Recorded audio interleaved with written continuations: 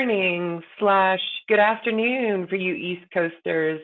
We are in three different time zones today, so I can't believe that we all made it on time. I'm super proud of us. Welcome to our next installment of the PODSCast series, pun intended. We're here today to talk about the value of pods and then also helping to develop a ROI, return on investment for membership. I know there was some confusion around ROI possibly meaning another term. So return on investment. So we're going to look at the value of pods today. Super excited to be here. I'm actually broadcasting live from the Esri offices here in Denver, Colorado. So I'm in Mountain Time. Jackie is in Houston from the ROSEN offices in Central Time, and Kelly is at her office at Williams on East Coast Time. So we are coming to you guys nationwide today. It's going to be awesome. All right, so first off, we are going to get into a bit of a safety moment. Wishful thinking, right? I'm in Colorado, so I'm excited that it's not 101 degrees. It's only 98 here instead. And so, now that fall is coming up, I want to make sure that, here recently we've been doing a lot of safety reminders around going back to school. Next up, right, my nieces and nephews are now picking out their Halloween costumes. So we need to make sure that we keep in mind that we're being smart and that we're being seen and that we drive safely. So it's not just about, reflective clothing and making sure we're looking through candy before our kiddos and family members are digging through all of their loot. But also we need to make sure that us as drivers, if we're driving around in and around the Halloween season, you never really know what community is having Halloween on which night, right? So please be careful. Kids will dart between cars that are parked on the road. There has some very erratic behavior, especially while eating candy. So please keep in mind and keep your eyes peeled for that. We're going to do a quick reintroduction of the PODS community, or reintroduction of PODS to the community. We're going to talk about value of PODS for operators and service companies, talking about our new plan for PODS and all the stuff we've been up to, and then how to build a value proposition. And then we have some calls to action at the end of this. So a couple of housekeeping items. Want to make sure that everybody knows that we are recording this. This is going to be up on our PODS channel after we're done today. So you'll be able to pass that on to all of your colleagues. We will have a survey upon the conclusion of the podcast today. So please take a couple of minutes to fill that out, give us some feedback, and let us know how we're doing, and then also give us some ideas for future topics as well. We're open to all of that. So again, we are recording this.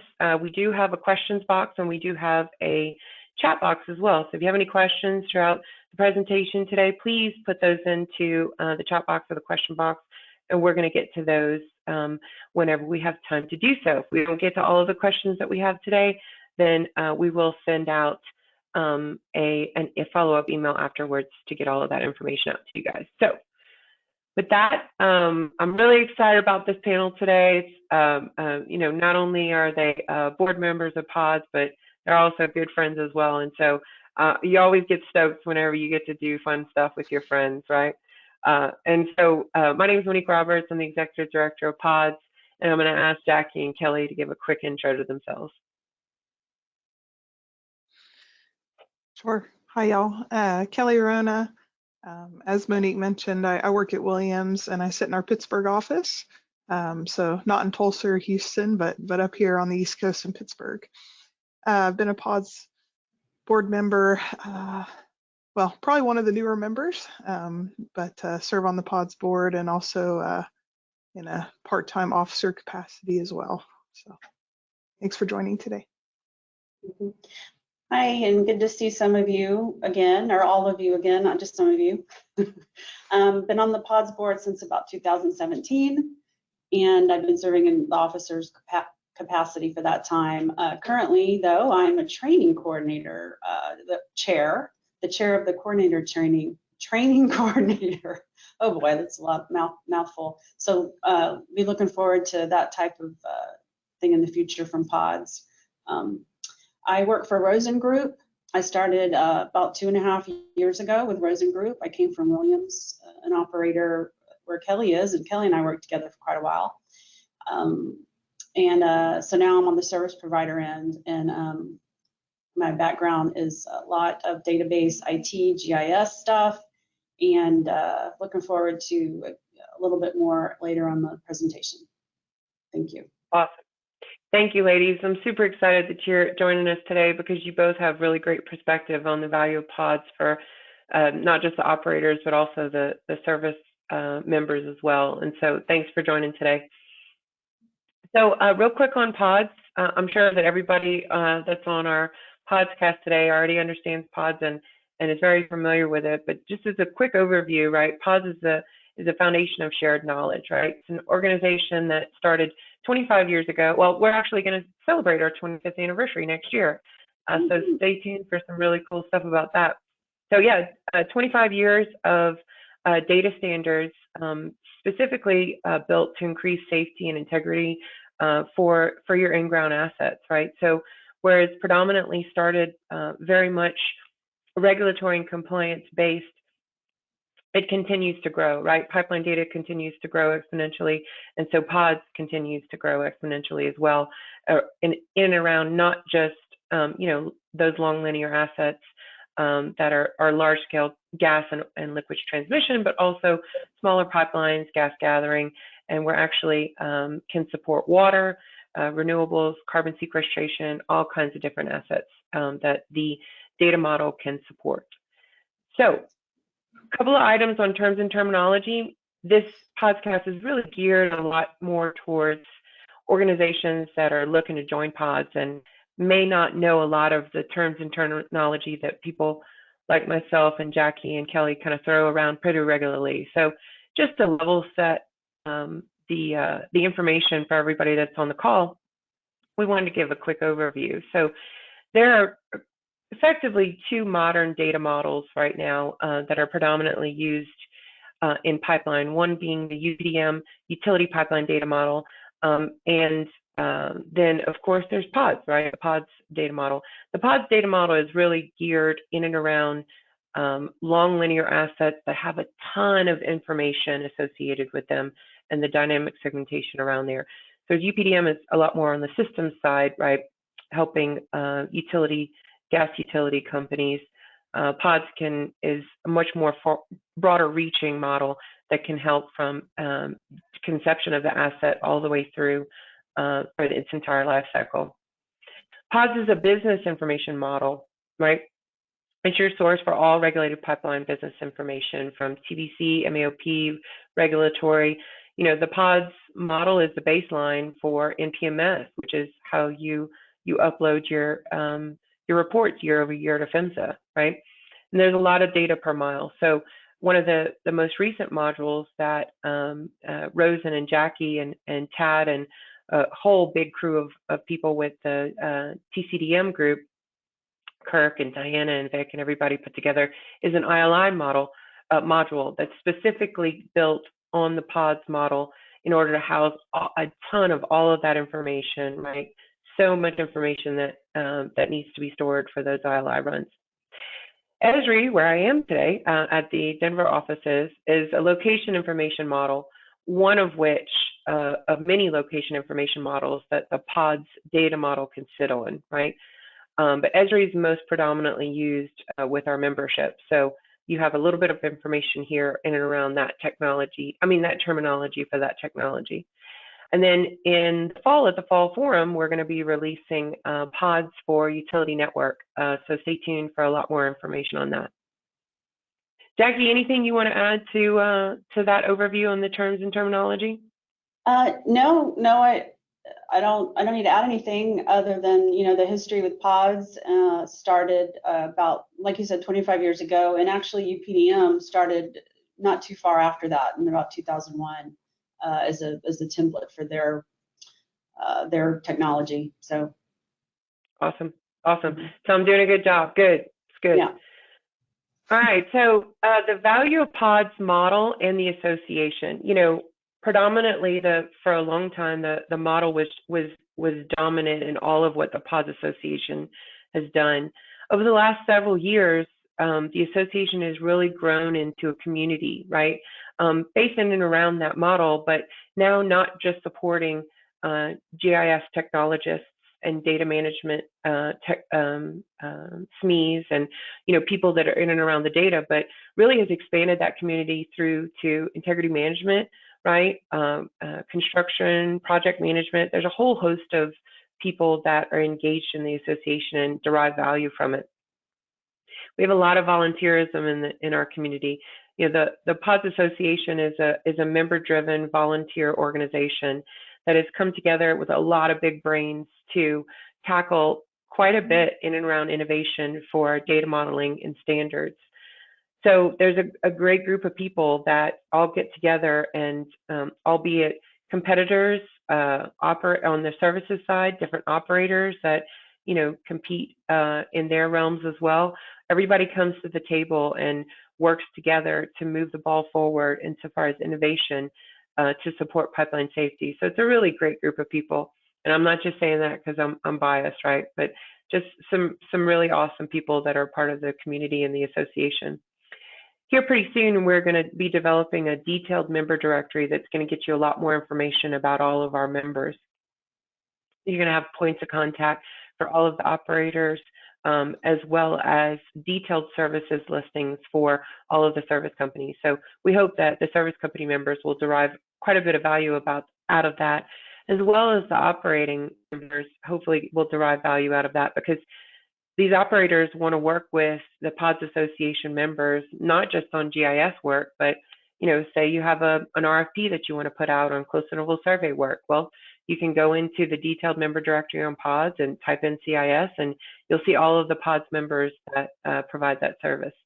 We're also expanding worldwide, right? Our network is really growing.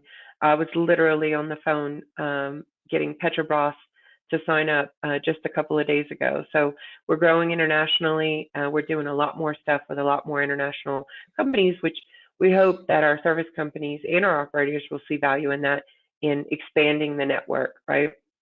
We have a lot of new resource centers that we've put out this year. A regulatory resource center that has all of the different state and federal regs and links to all of those regulations that you can access. Data resource centers, which have tons of layers of data that you can add to your system and information, because it's important. And my former boss, Jeff Weiss, will say this all the time. He, ingrained it in my head. It's so important to know not only what's in your pipeline, but what's around your pipeline. So you can go to this data resource center and get a lot more information.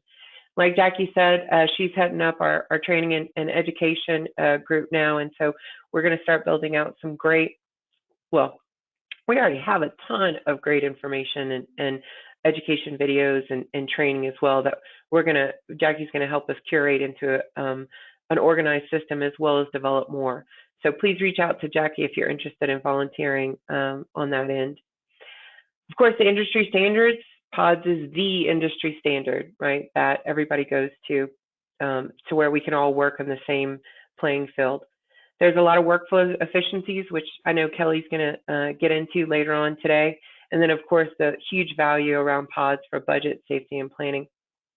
So you'll see here on the right side of the screen all of the different values around the model. And I really don't ever feel like I have to sell the model, right, ladies? I mean, I'm sure you'll probably agree with me. The model is, everybody knows what PODS is, right? And what we really want to start showing people is that derived value from the community and the organization, as well as the model. So our current membership tiers, we have large operators, small operators, service providers, and government and trade associations.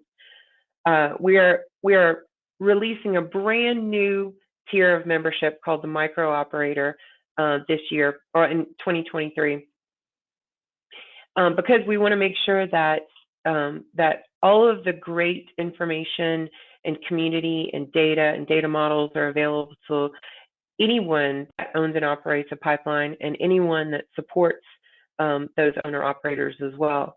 So in an effort to try to get smaller operators into the system and make them a part of our community, we're offering this lower micro operator level as a lower barrier of entry to come in. Because when something happens to one of us, right, it happens to all of us. And so we really need to all band together and make sure that those smaller operators are a part of our association. So you guys, I'm sure everybody's sick of me selling them on pods.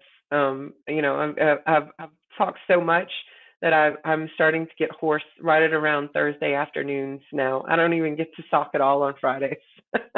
So I wanna hand it off to Kelly to give us some good insight. Right, this is why everybody came today, is to hear from Kelly and Jackie on the value of pods to operators. So Kelly, can you give us some background on you and your role at Williams and the role on the board and how you got started and all the good stuff?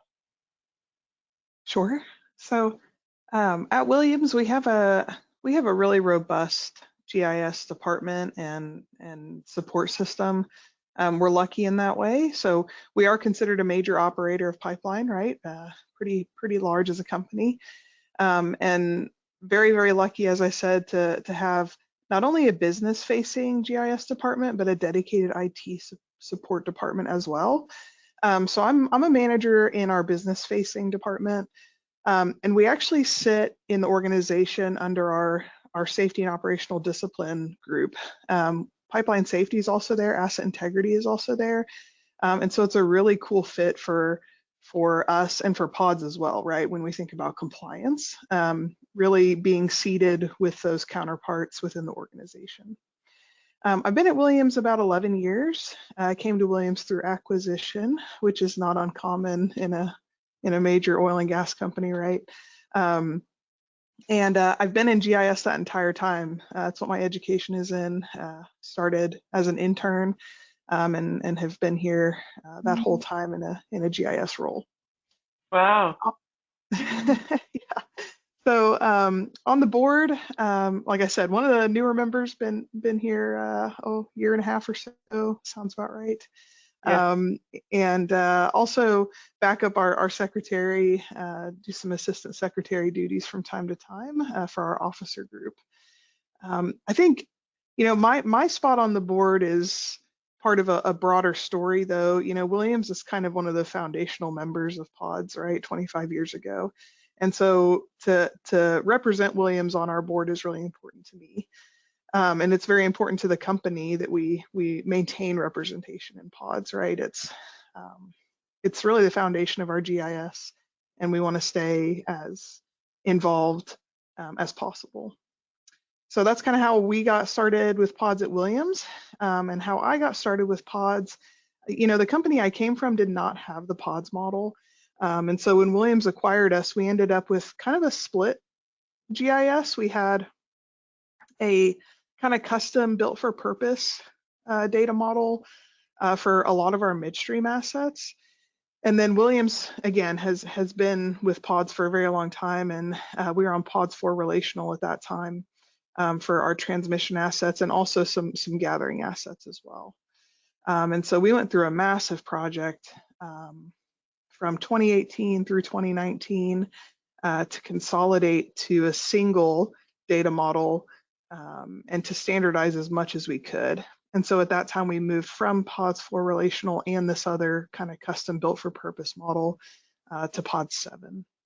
So that's kind of how I got involved with PODS. Is that was a large project, as you can imagine.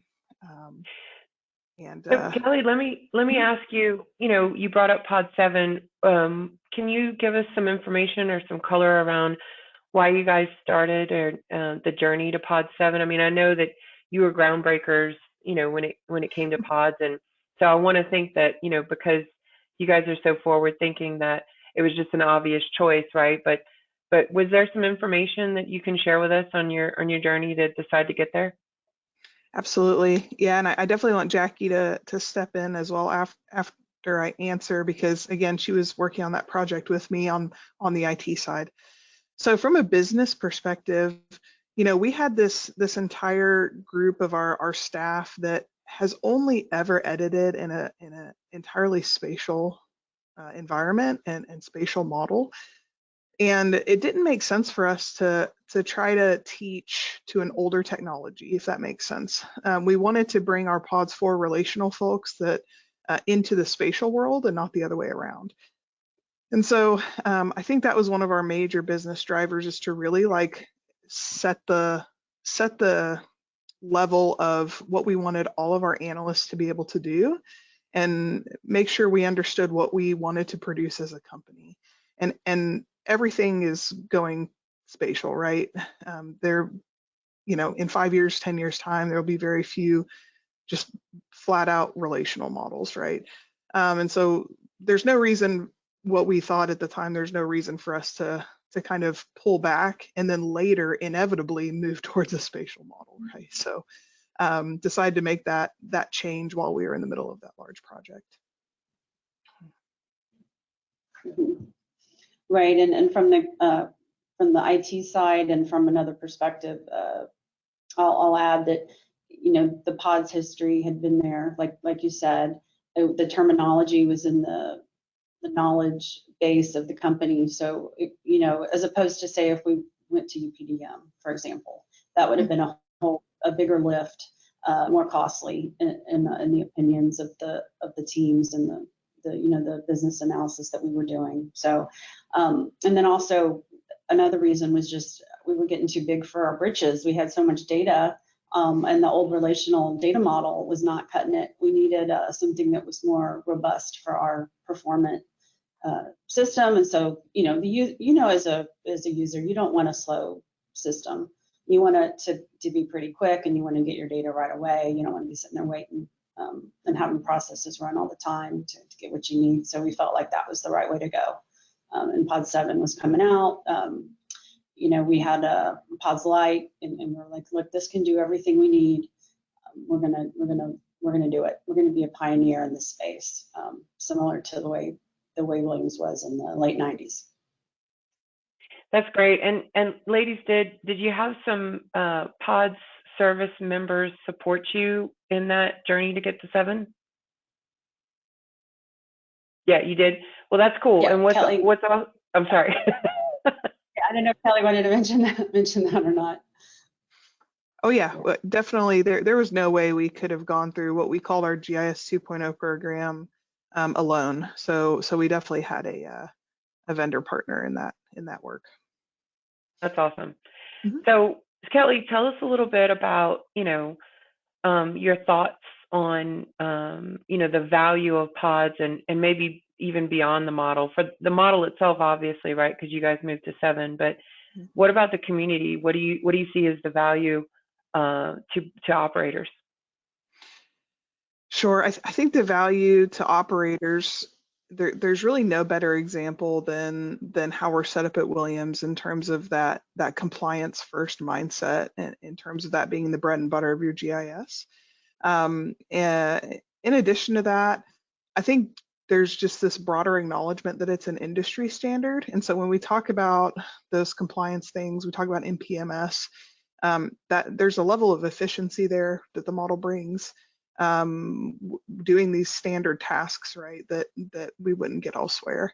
In terms of being that industry standard, when we talk mergers and acquisitions, when we talk finding talented people within the industry, when you're looking for new staff or to add to your team, PODS is just kind of this ubiquitous skill set that is almost an expectation in the industry, right? When we acquire pipeline or when we divest pipeline, I don't want to paint that picture. Williams does also divest pipeline, right? Non-core assets. And we're working with another company in those transitions. We make those PODS to PODS transitions for data. They're so much easier, so much better understood, so much clearer in terms of proving not only the asset and what the asset is worth, but it forces us to treat data as an asset as well.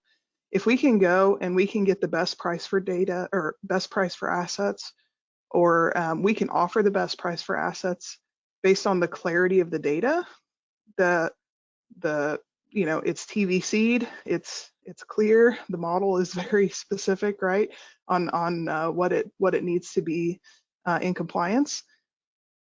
It just makes everything so much easier in those situations. So what you're saying is that a pipeline with data is more valuable than a pipeline without it. Yeah, to the tune of 6-7 figures. Wow. If we buy, some of these larger acquisitions, we've got some folks that out there in the industry building pipeline as fast as they can, and that's definitely a lucrative data model or business model. But then when someone goes and buys those assets, you know, I have seen those estimates, 6 figures, at some points for larger acquisitions where the data quality is quite poor, into 7 figures to build that data later. So it's a massive asset.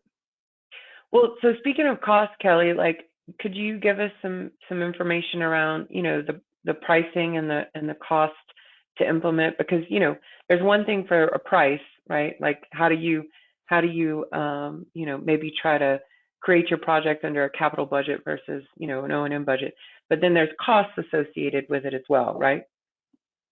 Of course there is, yeah, definitely. So our 2.0 program is not the best example because it included an upgrade to PODS 7. It also included the modernization of our entire GIS. So yeah, I don't know why y'all can't just do one thing at a time. Like every operator, y'all are like, I'm gonna go from on-prem to the cloud. I'm gonna go from SQL to I'm gonna do everything all at once, and I'm gonna do PODS 7. Yeah, we had a massive that built for purpose data model I was talking about was the keeper of a ton of assets, right? The company that was acquired by Williams was quite large in and of itself. And so that combination plus the need to change from a split Oracle SQL environment to just an Oracle environment, the follow-on effects of that, upgrading and implementing, well, partially implementing utility network at that time, switching over to Esri's collector and mobile platforms. I mean, it was so multifaceted that the price of that is not really realistic to just talk about upgrading pods, right? Right. Okay. So fair enough. Yeah. It was a big project, I'm telling y'all. I bet. But the portion of moving, if you could just, you know, focus on the PODS 7 portion of it, right? You know, I'm sure that you guys had quite a few meetings beforehand to say, you know, and Jackie was involved in that too, right? The cost of migrating to PODS 7 versus the price to do that versus the cost of not doing it, right? I'm sure were quite a few conversations that you guys had there. So so what about skill set efficiencies and whatnot? We talked about a lot about people, right? And you know, when we had our brainstorming meeting beforehand, and I do want to take a second to thank y'all again, ladies. Y'all, nobody knows how much work goes in behind the scenes on all of these things. So thank you again for spending your time, not just today, but before as well on this. But we were talking about how, you know, pipelines, I can be working at the same company and have 3 different email addresses while I'm working at that company, right? Or pipelines will get bought and sold all the time. So when you guys do acquire an asset, right, can we talk about the efficiencies there that we discussed? Sure. And I definitely want to touch on that cost of not moving to the newest model. Even going back to 2018, 2019 in our project, we were very, very aware of the impending regulation coming for gathering pipelines, right? Yeah. That was very much in the conversation at that time. And although we didn't see that actually come to fruition until last year, and even the third part that didn't come till this year, you know, we knew that the best strategy for cost avoidance in the future was to go ahead and upgrade, right? Knowing that so much of our asset base is gathering, so much of it is large diameter, high pressure gathering, that being in that newest PODS model would give us a certain layer of protection. When that regulation came, we would have somewhere to put that information, right? The model's already ready because it's built for compliance around transmission regulated pipeline. Right. So the cost of not switching is pretty big. We'd be going through a massive project right now, probably, given the newest PHMSA rules to catch gathering up. So yeah. So that's part of the efficiencies, right, with the model, is that there is one model that works for transmission and gathering. We use it for natural gas. We use it for our natural gas liquids pipelines. We use it for our NGL storage. We use it for everything that Williams does. And so the efficiencies of bringing new assets into that, or new people into our team that have worked in pods before or in the industry. Yeah, much less ramp up time, much faster integration into what we do. That's awesome. That's awesome. So, and you're talking about people, right? Attracting and retaining talent as a value there, right? I know since I started this job at the beginning of the year, no less than 10 people, right, that I know have reached out and said, hey, can you post this job on the PODS LinkedIn page? Or, hey, do you know anybody that needs a PODS supervisor? Or, hey, like, I feel like at one point I was like, am I a headhunter? Like, am I? I feel like this is an HR job, kind of, you know? Can you talk? Yeah, you talk to that as well, Kelly? Sure. Yeah, that's a really big part of being in a management position within GIS. Like, you have to help find the right people. Your HR folks are not always going to know the right people for a GIS technical role.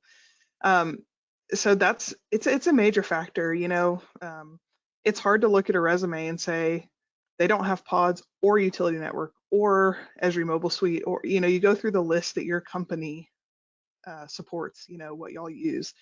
Having that PODS foundation means that, okay, yeah, maybe we have to spin them up on how utility network works with PODS today, how it's about to work with PODS with the new edition, right?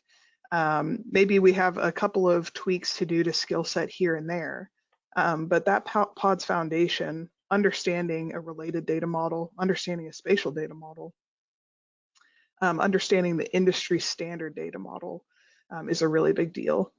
So again, when we bring on, you know, acquisitions and their GIS staff come with them, it sometimes is very challenging if you have to start from ground zero. They have a GIS skill set, but the industry standard skill set is not there. And I think it's very valuable for each of us as GIS folks in the industry to truly understand this model, how it works. And that's probably the same with you in your role now, right, Jackie? With ROSEN, right? I'm sure it was true when you were an operator, and probably the same now, right?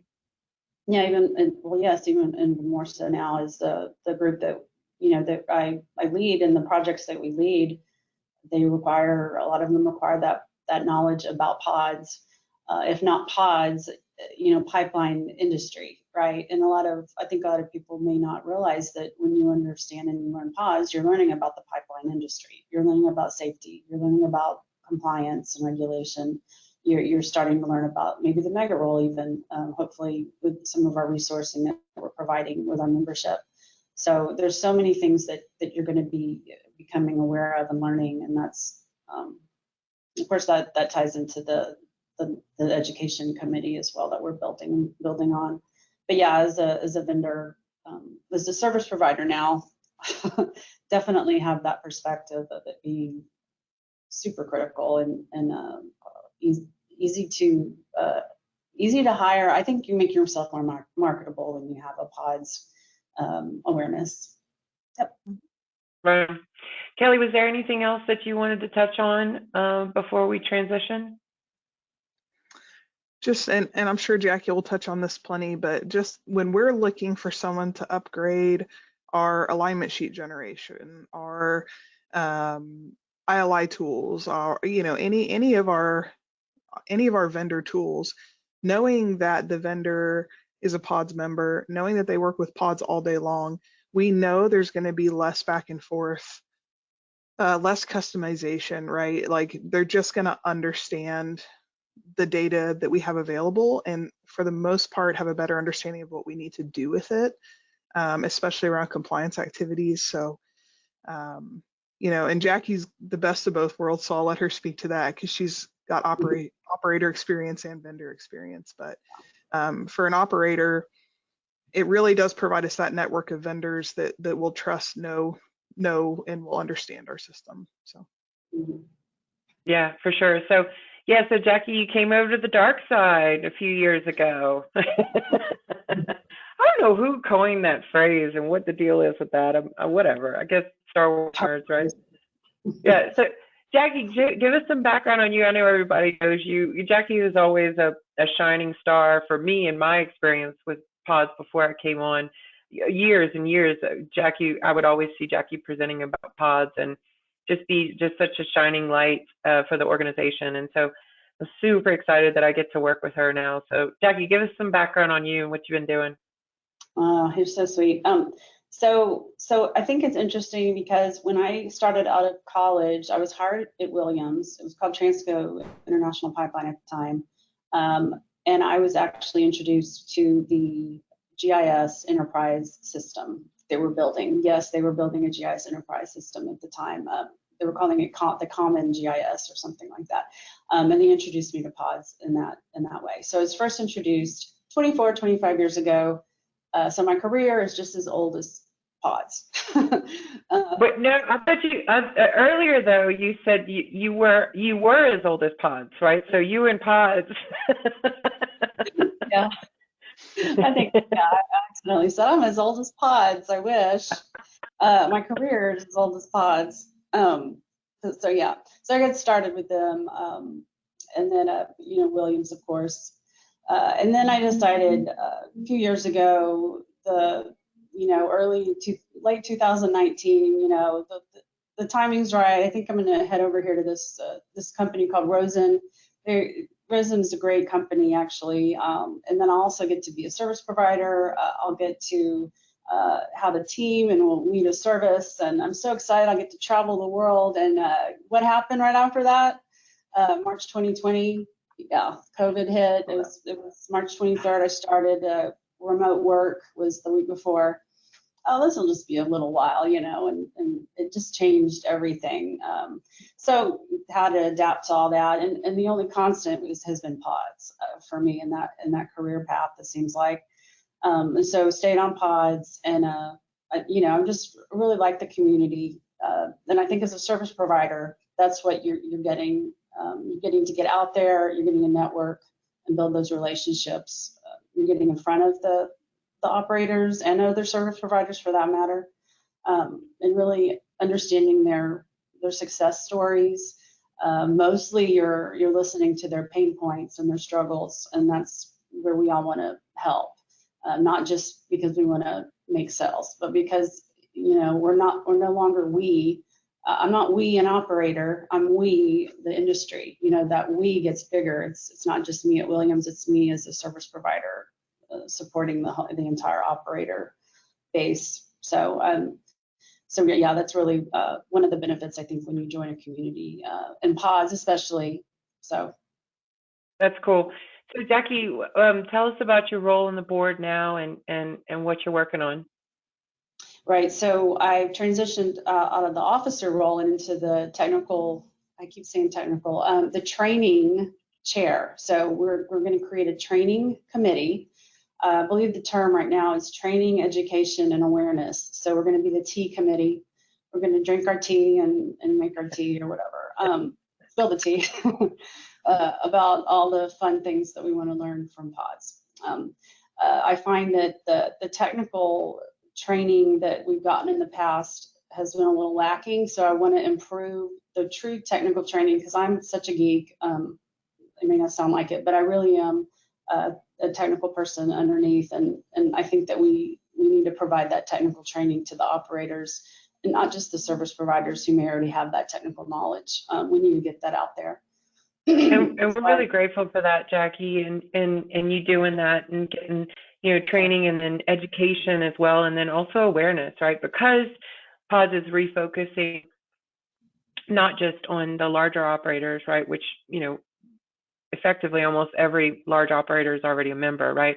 But there's hundreds and hundreds of companies that have very few miles of pipeline, right? And sometimes I joke around and say, well, unfortunately, you have half a mile of federally regulated pipeline, right? And so now you have to do all of this stuff, right? So we really want to support those smaller operators as well, and that's how this education initiative and training and awareness initiative that you're heading up is such an integral part on how we're going to grow and gain more membership in the smaller operators. So appreciate your time in doing this. And so you have kind of a different aspect, right, on the value of PODS as an operator and then also a service provider. And and you talk to the, the community and the network and get in front of operators. Mhm. Let's talk about, I know everybody always avoids this topic, but like we got to talk about money, right? We got to talk about a service companies. I've always been in the service company role, and it's very important. The sales is Right. very important, right? Right. Yeah. As a service provider, yeah, I'm not a salesman, so to speak, but I have to act like that. We all market ourselves in some way. I've got to market the product. And if I want to sell to operators, this is a great way to do that, because the events that are there, that are provided by, the community, we get in front of tons of operators. It just makes it easier to talk to so many without having to pick up the phone and call them. Not that that's a bad thing, but from what I hear, you're having to reach people all the time, or, email, communicate. This kind of puts everything together and gets you acquainted a little bit more and deeper, as I said earlier, building those relationships. Yeah. And then when you understand the standard and, that terminology, then you can, from all this engagement, then you can go and you can speak to the operators more intelligently about what they need, honestly, Yeah. Now, Jackie, I know you have some tips that you want to share on prioritizing data management at your organization. We have a picture here of the board when we all got together in Houston for the spring forum. We're about to get together again for the fall forum. I saw so many airport moments at this event, right? Like people who hadn't seen each other in years, and you see people at the airport and they like run into each other, like, hey, oh my God.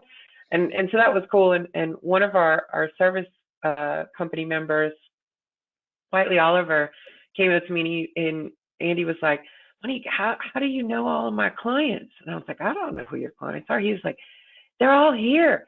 Every single person that I am doing a project for, that I'm supporting, every single operator that I'm supporting, you have here at this event. He's like, it would have cost me tens of thousands of dollars and a year's worth of travel, and you literally have everyone here. So I think the value there was pretty obvious, right? Mm-hmm. So Exactly. Jackie, give us some of your tips. Oh, sure. So I think as a technical person, when I know the value of what a data standard and a data model is, I can share that with you any other time. But I know that, we know that, as most of us know what the value of PODS is in the data standard itself. But how do we communicate that to, say, our leaders or people that have the hold that money, right? Hold the purse strings.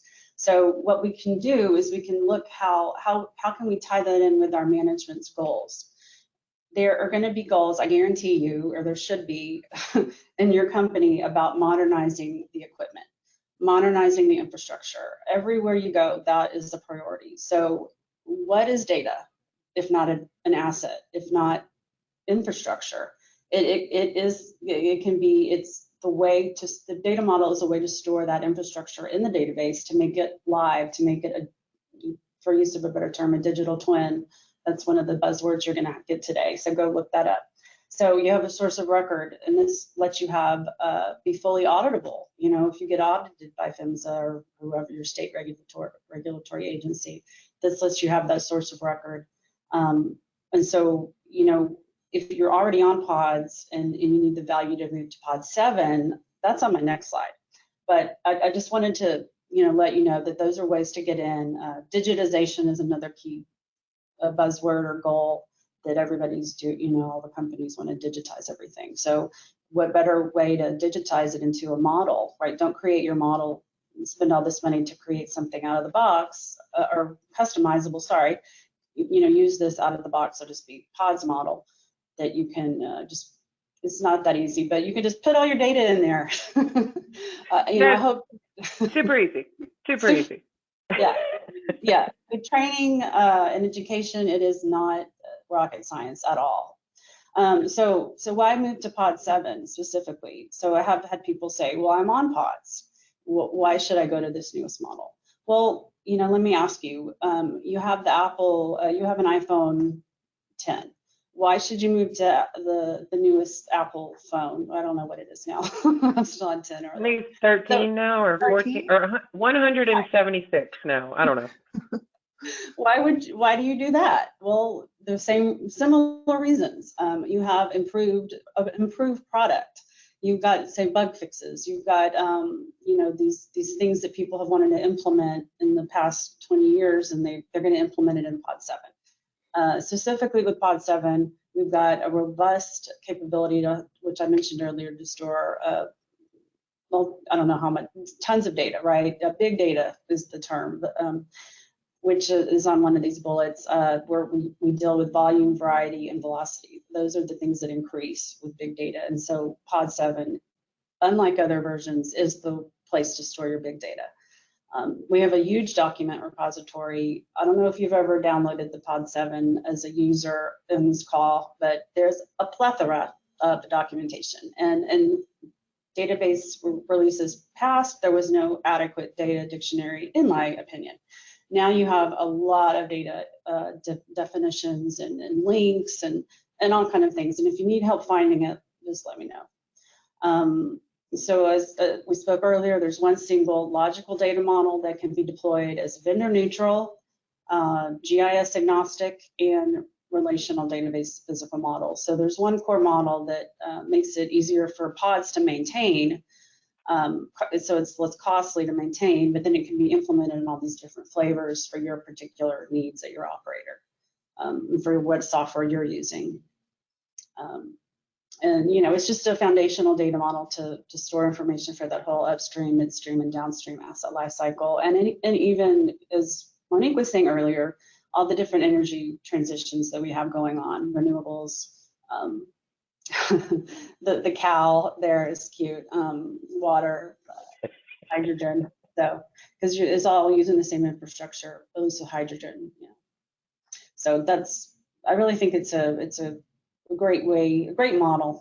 I've been involved, so I'm not biased at all. Obviously. Yeah. I love it. I love it. Awesome, Jackie. Well, ladies, I really appreciate you giving, your firsthand accounts of the value of pods. In speaking about the money, we'd be remiss to talk about that, how do you value data transparency, right? How do you put a number on an incident that's never happened before, right? Because you have that data transparency, because you have everything in your model and you have it available to everyone. How do you go to your management and say, oh, well, if we don't do this, then it's going to cost this, right? And who knows what that number is, right? But we do know that if more than one person is the owner of that data, then no one is the owner of that data, right? So we need to make sure that we have data governance. We need to make sure that that we know that when an incident happens to one of us, it happens to all of us. We know that every single incident since and including San Bruno has had at least something to do with missing data being unavailable to the right people, missing records, incomplete records, no data ownership, right? We need to make sure that there is one person that has that there's that accountability for the data as well, or missing or unfollowed data governance. And so PODS is a great way to get organized, especially when you're not Williams, right? And you don't have the bandwidth and the budget, right, to get in the door and start speaking intelligently about the digital twin and about data transparency. So, risk and asset knowledge management is all about knowing your system and what's around it. And again, Jeff would get really mad at me if I don't remind everybody that regulatory compliance does not equal performance, right? That we have to make sure that yeah, okay, we're in compliance, right? We're a liquids pipeline operator, and the rule says that we need to have our data integrated, and now we have our data integrated, and so we're fine now, right? Well, no, right? We have to continuously learn, we have to continuously improve, and I won't try to even speak remotely intelligently on PSMS, but if you're not a part of the conversation, you definitely should be. So again, stolen slide, right, from PHMSA. These are the federally reported significant pipeline incidents over the last 20 years. And so you'll see it's a lot of dollars, right? Billions and gazillions and trillions of dollars. And so anything that we can do as a community to try to lessen that so that we can move the ball forward in pipeline safety and data transparency, we are going to do that in this community. So again, how do you quantify the cost of something that never happened? Well, I'll give you the answer that my mom used to give me all the time when I'd ask her questions. She'd say, very carefully, baby. So you have to look at all the variables, right? How do you go to your leadership, like Jackie said, the people with the purse strings? How do you align your project to make sure that it aligns with the company's goals and the company's values? Kelly talked about, budgets and where those dollars come from, right? Capital budgets and operational budgets. I know that before I came to PODS, when I was a service company, our customers would ask us to rewrite proposals with certain verbiage around them so that they could go to their accounting division and classify it as a capital expenditure. And Jackie talked about it, right? It is data and data infrastructure is a capital investment. So I already gave you that example about, going to one PODS event saved one of our service company members quite a bit of time and energy and effort. We already talked about the detailed member directory, so look out for that very soon. And then we talked about small operators and how they can benefit from the education and also the free curated data layers that are updated all the time. So real quick on those data layers and resource centers that we have, please go to the PODS website, pods.org, not .com, pods.org, and go check out those resource centers. If you're having trouble logging into it, it might mean that we need to get your dues paid. So, give me a holler, email me, call me, what have you, homing pigeon, smoke signals, what have you. I'll get you to the front of the line to pay your dues, I promise. So those PHMSA and state regulatory resources are there.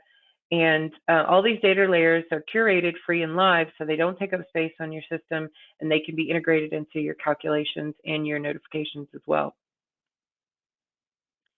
So we're going to finish up and see whether or not if we had any questions. Ladies, we didn't have any questions, but we got a lot of accolades that we're doing a good job. So there's that.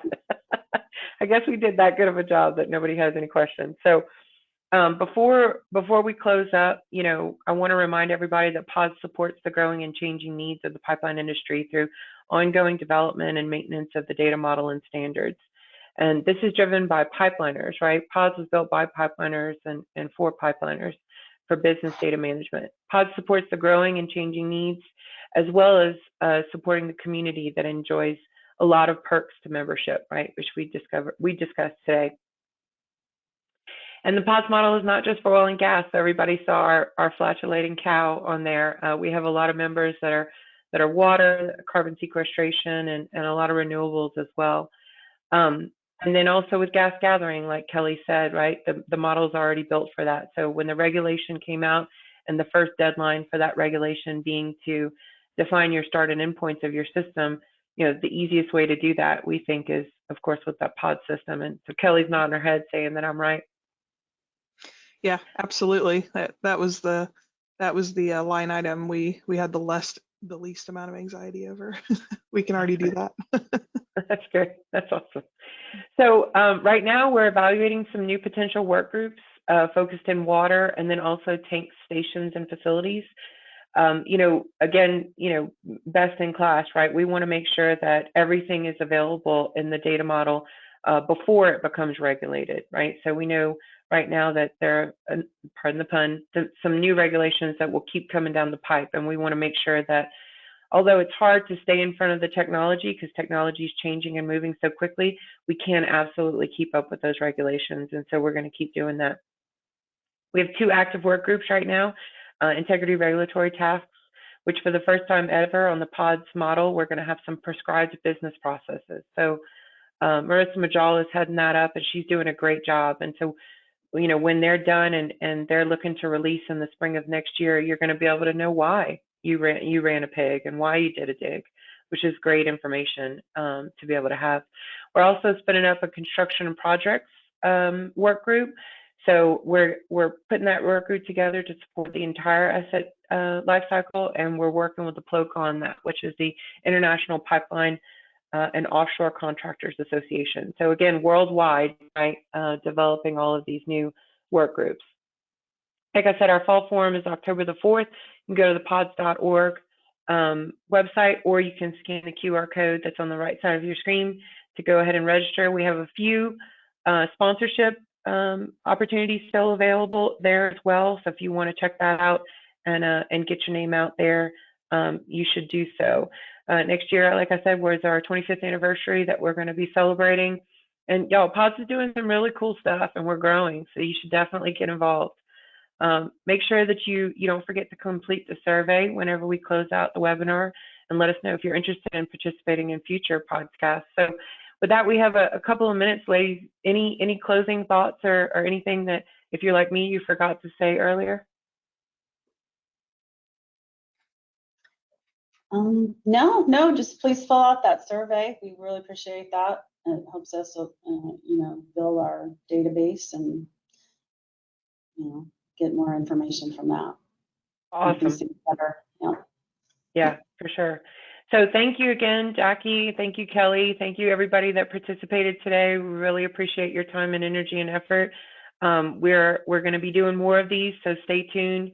Make sure you follow us on LinkedIn as well, so that you can hear about all of our upcoming events that we have going on and all of our PODS parties. And if you're in Denver, we're going to have a PODS party happy hour after the Esri Pipeline Seminar, which I have barely been in, so I need to go get in there now and start learning more about what they're doing. So if you're in Denver, please come join us tonight. And we look forward to seeing everybody again real soon at the Fall Forum. So thanks again. Bye. Thank you. Thanks, y'all.